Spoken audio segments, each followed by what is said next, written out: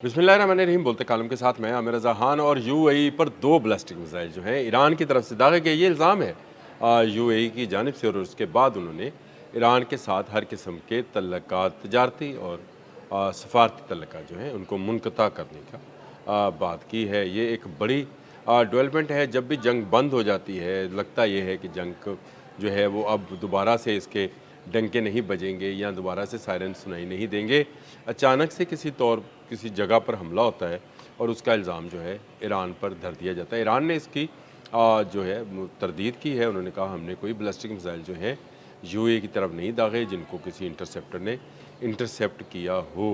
तो फिर ये मिसाइल कहाँ से आए, सवाल ये है और इसी का जवाब तलाश करते हैं। आपको याद है कि ये जब फरवरी में जंग शुरू हुई थी, तो बिल्कुल शुरू के दिनों में 28 फरवरी के शुरू के दिनों में, आप समझे 28 फरवरी तो लास्ट डे था, मार्च के शुरू में फर्स्ट वीक में रामको पर एक हमला होता है और ये कहा जाता है कि ये शायद 136 का हमला है। ईरान ने ये हमला किया है और ये सऊदी जो है ऑयल रिफाइनरी का गेटवे है, जहाँ पर एक पाकिस्तानी जहाज़ लंगर अंदाज था और इस पर एक जो है मिसाइल यानी प्रोजेक्टाइल या ड्रोन हमला जो है वो हुआ है और ईरान ने किया है। ईरान को पता भी नहीं था। इसके बाद सऊदी अरब जो था वो उसको ये बिल्कुल समझा दिया गया कि शायद जैसे ईरान ने ही किया है। फिर एक दोस्त मुल्क ने इंटरवीन किया और सारी छानबीन कराई और उसके बाद पता ये चला कि अननोन है, ईरान की तरफ से ये प्रोजेक्टाइल नहीं आया था। इस जंग के दौरान बारहा बेशतर ममालिक के जो जहाज़ हैं उनको लगने वाले ड्रोन्स और मिसाइल्स का आज तक पता नहीं चला है। कतर के जिन दो जहाज़ों पर हमला हुआ था आपने हमज़ में, उन पर जो मिसाइल लगे थे, आज भी अमेरिका समेत तमाम ममालिक इस बात को कंफर्म नहीं करते हैं कि वो ईरान के मिसाइल्स थे। लेकिन ये मिसाइल आए, इनको इंटरसेप्ट किया गया, जहाज़ को एक आध लगा भी, कोई ड्रोन लगा, इंजन उसका जो था वो ख़त्म हुआ। उसके बाद सऊदी अरब का जहाज़ था, उस पर भी अननोन प्रोजेक्टाइल। ईरान ने दोबारा तरदीद कर दी, ईरान ने कहा मैंने नहीं किया। तो ये इस तरह के बारहा मौक़े आए कि मुख्तलिफ़ ऐसे ममालिक जिनको जंग में मुलव्वस करना जो है वो ज़रूरी ख़्याल किया जाता है, उन पर इस तरह के अननोन मिसाइल्स जो हैं वो आते हैं, जिन पर कोई सिग्नेचर, कोई झंडा, कोई रूट, कोई रास्ता नहीं होता है। और दिलचस्प बात ये है कि जब भी ये ड्रोन्स, ये मिसाइल्स आते हैं, उस वक्त तमाम सैटेलाइट्स अपनी आंखें बंद किए बैठे होते हैं। वो बंद कर लेते हैं कि ये ना पता चले कि ये मिसाइल कहाँ से उड़कर आया था। लाज़मी बात है कि ये तमाम की तमाम टेक्नोलॉजी मिडल ईस्ट के अंदर अमेरिका और इसराइल के पास है, सैटेलाइट्स इनके पास हैं, ये मॉनिटर कर सकते हैं पूरे ख़ित्ते को।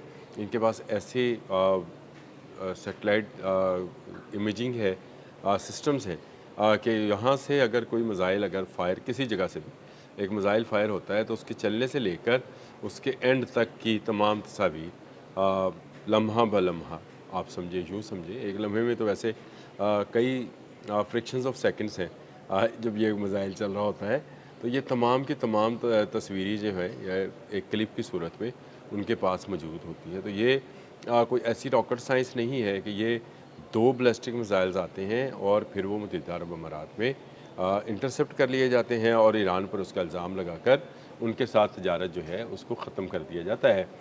मुत्तहिदा अरब अमारात ने जो है ये इल्ज़ाम लगाया और उसके बाद उन्होंने कहा कि तमाम तजारत जो है हम इसके साथ मुअत्तल कर रहे हैं। यूएई हमेशा से ईरान के लिए एक ब्रीथिंग पॉइंट रहा है। तजारत के हवाले से बात कर रहा हूँ, बहुत सारी ईरानी कंपनीज़ जो हैं वो मिडल ईस्ट के अंदर ही एक नेटवर्क के ज़रिए जो है अपने कारोबार चला रही थीं और चला रही हैं। ये तजारती सीक्रेट जो है ये ईरान को बहुत हद तक बचाए हुए था। ईरान ने जंग में जो 40 रोज़ा पहली जंग थी, पहला मरहला था, उसमें यूएई पर बेशुमार ड्रोन्स गिराए। शायद 136 शायद मकबूल भी इसीलिए हुआ कि उसने दुबई की ईंट से ईंट बजाई और उसकी बुनियादी वजह ये थी कि वहाँ पर तमाम अमरीकी और इजरायली अहदाफ जो थे वो ईरान को नज़र आते थे। किसी मुत्तहिदा अरब अमारात या अमाराती जो प्रॉपर्टी थी उसको नुकसान नहीं पहुँचाया था। जहाँ जहाँ इनके अड्डे और इनके सेंटर्स थे, यानी एक बिल्डिंग के 10वें फ्लोर पर भी अगर CIA का ऑफिस था तो उसको निशाना बनाया गया था। तो ये जायज़ था क्योंकि ईरान पर हमला हुआ था और ईरान इसका जवाब वहीं पर देगा जहाँ से उस पर हमला होता है। तो ये UAE के लिए बहुत ख़तरे की घंटी थी क्योंकि वहाँ से कारोबार उठ गया, तजारत चली गई। वहाँ पर जो है IDF को आने का मौका मिला, यानी इजरायली डिफेंस फोर्सेस को, और उन्होंने अपना कमांड एंड कंट्रोल सेंटर भी वहीं पर बना लिया। और अब जब ये जंगबंदी अब ज़रा तूल पकड़ रही है, यानी जंगबंदी है और उसमें कोई एक दूसरे पर कोई मिसाइलबाजी और कोई ड्रोनबाजी जो है वो नहीं कर रहा है, इसमें भी आपको अचानक नज़र आता है कि किसी जहाज़ के ऊपर जो है हमला कर दिया गया है। परसों एक ख़बर सुबह तकरीबन फजर के बाद मैंने देखी। उस ख़बर में ये था कि UAE के एक जहाज़ को आपने हमले से गुजरने से के रोक दिया गया है। अच्छा, ये ख़बर मुझे इसलिए इम्पोर्टेंट लगी कि इससे पहले कतर और सऊदी अरब के जहाज़ों को भी रोका गया था, लेकिन चले UAE जो है किसी न किसी तरीके से लीवरेज लेता है ईरान से। वो रुका तो मैंने कहा कि ये कहीं मामला बढ़ ना जाए या बिगड़ ना जाए। ईरान का मौका वाज़िह था कि कोई जहाज़ जो है नई जो उनकी कानून साज़ी है उसके बाद टैक्स दिए बगैर नहीं जा सकता, इसलिए आपने हरमज़ बंद है। अमेरिका का ब्लॉकेड ईरान के लिए है, ईरान की नाकाबंदी पूरी दुनिया के लिए है। उसके बाद अब ये 2 मिसाइल्स वाली स्टोरी सामने आ गई कि जी 2 मिसाइल फायर हुए और ये बैलिस्टिक मिसाइल्स थे, ईरान की तरफ से आए। ये UAE का बयान है, ईरान की तरफ से आए तो लिहाजा इसके साथ तजारती तल्लुकात जो है हम उनको मुनक़ता कर रहे हैं। तो ये एक बड़ी, मैं समझता हूँ, ख़त्े के अंदर दोबारा से जंग छेड़ने वाली बात है कि ईरान को जो है मोर्द इल्ज़ाम ठहराया गया है। UAE इस पर रिएक्ट कर सकता है। इससे पहले सऊदीज़ जो हैं उनके साथ भी यही कुछ किया जा चुका है। एक बार नहीं, 2 से 3 बार उनके साथ ये वाक़या पेश आया कि उनको अननोन प्रोजेक्टाइल के नाम पर निशाना बनाया गया और उसके बाद उसका कोई अता पता नहीं है। आज के दिन तक ये अता पता नहीं है कि ये कहाँ से आया। आपको मैं बताता हूँ ये कहाँ से आता है। ये इसराइल के वो पॉइंट्स हैं जो कि अमेरिकी फ़ौजी अड्डों के अंदर ही मौजूद हैं और यहाँ से ही वो अपने निशाने को जो है वो लगाते हैं। कभी UAE, कभी सऊदी अरब, कभी बहरीन, कभी कतर। जहाँ पर भी उनका दिल करता है कोई ना कोई अननोन प्रोजेक्टाइल जिसके लिए तमाम सैटेलाइट्स जो हैं उनको बंद कर दिया जाता है और उन सैटेलाइट्स को के ज़रिए जो है फिर वो तस्वीर या मंजरकशी नहीं की जाती और कहा जाता है कि ये ईरान की तरफ से आया है। ईरान के जो इस वक्त सूरत हाल है वो बिल्कुल वैसी ही है। वो अपने हमस को नहीं खोलना चाहते। बाकी कालीबॉफ का भी बयान आ गया कि अमेरिका हमसे वो रियायत मांग रहा है जो हम नहीं दे सकते। ये नहीं हो सकता। और डोनाल्ड ट्रंप जो हैं वो अगर ज़िद पर हैं तो ईरानी उनसे ज़्यादा ज़िद्दी हैं।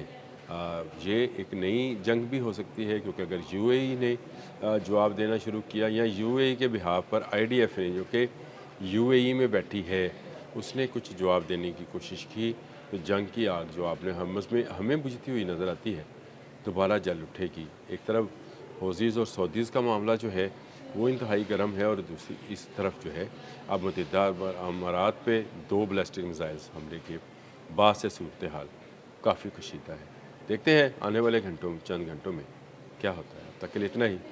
अल्लाह हाफ़िज़।